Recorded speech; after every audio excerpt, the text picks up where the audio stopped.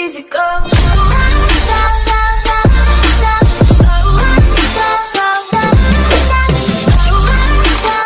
Easy go. Baik, Assalamualaikum warahmatullahi wabarakatuh. Kami dari kelompok 1 akan membuat suatu video pembelajaran untuk pemenuhan tugas kami, yaitu tugas mata kuliah belajar dan pembelajaran yang diaku oleh Ibu Sabrina Ayu SPD MPhil.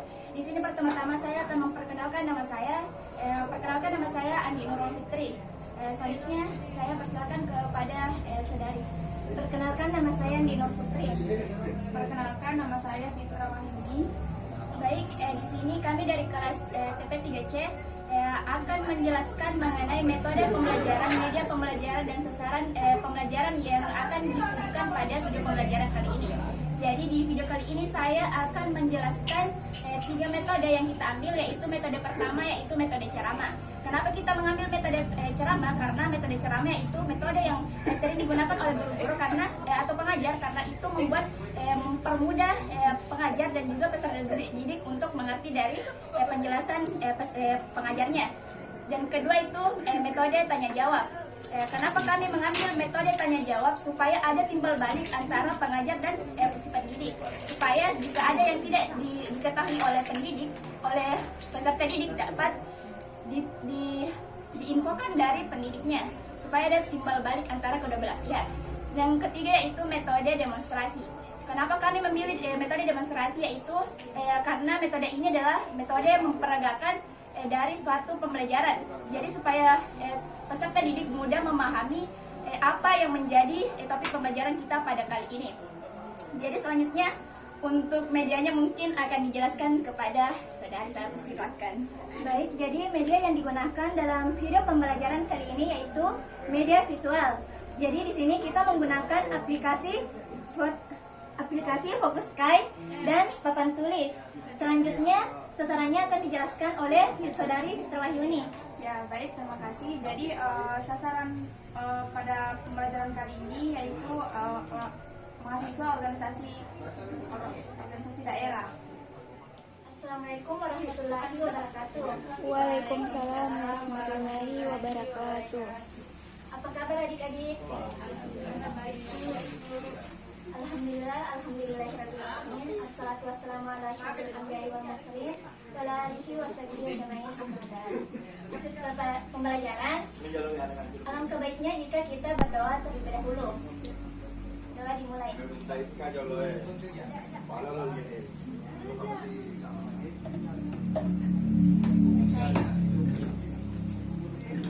Baik, di sini saya akan menjelaskan mengenai klorofil.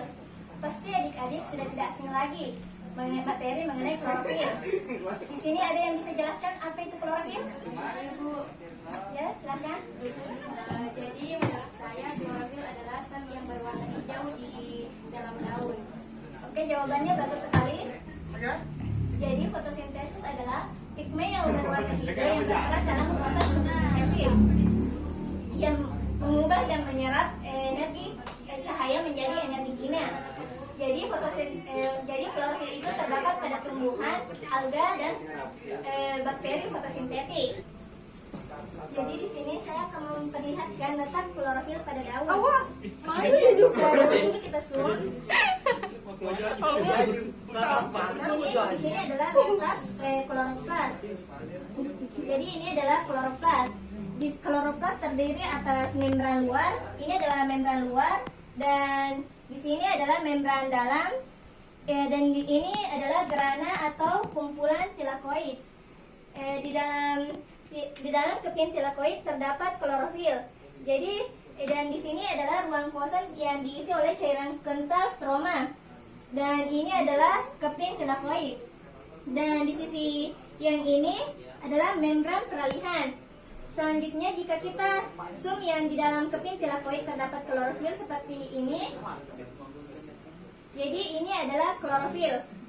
Selanjutnya akan dilanjutkan oleh saudari Andi Nurul Fitri. Baik, seperti tadi yang sudah dijelaskan oleh saudari Andi Nurul Fitri bahwa pengertian klorofil adalah zat hijau atau pigmen yang dimiliki oleh berbagai organisme dan menjadi salah satu molekul yang berperan utama dalam fotosintesis.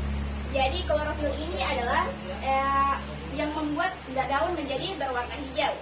Tanpa adanya klorofil, seperti yang dikatakan di sini adalah molekul yang berperan utama dalam fotosintesis. Jadi tanpa adanya klorofil ini tidak akan terjadi fotosintesis karena mereka saling berkesinambungan satu sama lain.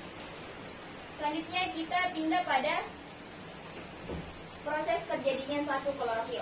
Jadi klorofil itu sendiri dihasilkan oleh tumbuhan melalui proses fotosintesis. Jadi kedua fotosintesis dengan klorofil ini sangat berkesinambungan ya, tidak bisa lepas antara satu sama lain. Fotosintesis itu adalah salah satu upaya tumbuhan untuk bisa menghasilkan makanannya sendiri. Mungkin teman-teman sudah mengetahui hal tersebut ya, karena pernah dipelajari waktu semasa di sekolah kemarin. Jadi klorofil itu prosesnya selalu menggunakan satu hijau daun yang disebut klorofil. Jadi pada daun hijau, pada daun yang berwarna hijau pasti mengandung klorofil. Dan ketika daunnya berwarna tua atau sudah berwarna kekuningan, tetap dapat berfotosintesis karena tetap mengandung pigmen klorofil, tapi warnanya saja sudah tidak warna hijau lagi karena sudah mengalami fase kebuahan. Ini seperti itu. Ada pertanyaan tentang klorofil? Bu, baik, saya persilakan. Pertanyaan saya, Bu, mengapa fotosintesis tidak bisa terjadi tanpa adanya klorofil? Baik, pertanyaan yang sangat bagus. Seperti yang sudah saya katakan tadi, fotosintesis itu tidak bisa lepas atau tidak bisa terjadi tanpa adanya klorofil karena mereka saling berkesinambungan satu sama lain. Jadi fotosintesis itu terjadi karena daun ini menangkap cahaya matahari. Cahaya mataharinya itu sebenarnya berwarna merah, hijau, merah dan ungu. Merah, biru, dan ungu, tetapi dia mengalami pemantulan menjadi berwarna hijau. Jadi cahaya matahari diserap oleh si daun ini, itulah yang menjadikan banyak prosedur di dalamnya yang menjadikannya menjadi fotosintesis sehingga dapat berlangsung adanya oksigen. Seperti itu. Mungkin masih ada pertanyaan dari teman-teman atau adik-adik? Jelas semua, Dik? Karena materinya sudah cukup jelas, saya persilakan kepada saudari Kakak Fitra untuk menjelaskan materi selanjutnya. Terima kasih. Baiklah, untuk materi selanjutnya yaitu fungsi klorofil. Nah, ada yang tahu apa itu fungsi klorofil? Coba sebutkan. Oke. Untuk proses pertumbuhan. Oke. Jadi fungsi klorofil itu proses pertumbuhan.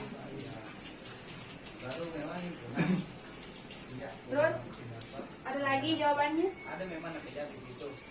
Bukan bilang namanya. Memproduksi makanan mereka sendiri. Oke. Uang.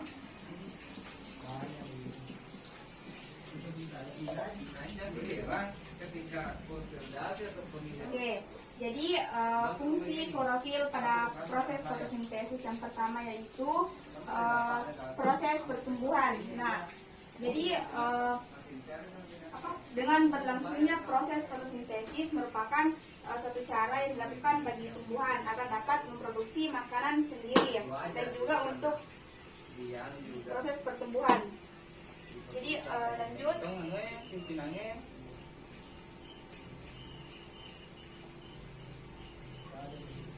Jadi materi selanjutnya yaitu keutamaan atau kegunaan klorofil pada tumbuhan.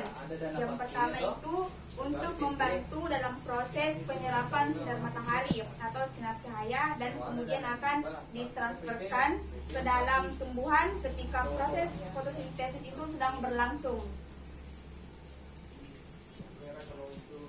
Nah, adapun manfaat klorofil menurut riset para ahli, jadi yang pertama yaitu bermanfaat untuk menurunkan berat badan. Yang kedua, bermanfaat dapat mengurangi bau badan. Yang ketiga, bisa mengobati luka kering maupun basah. Dan yang keempat itu sebagai detoks darah. Dan yang terakhir sebagai pencegah dan penyakit kanker. Jadi itulah tadi penjelasan dari saya. Lebih kurangnya mohon dimaafkan. Terima kasih. Kata dari kami mohon dimaafkan. Wassalamualaikum warahmatullahi wabarakatuh.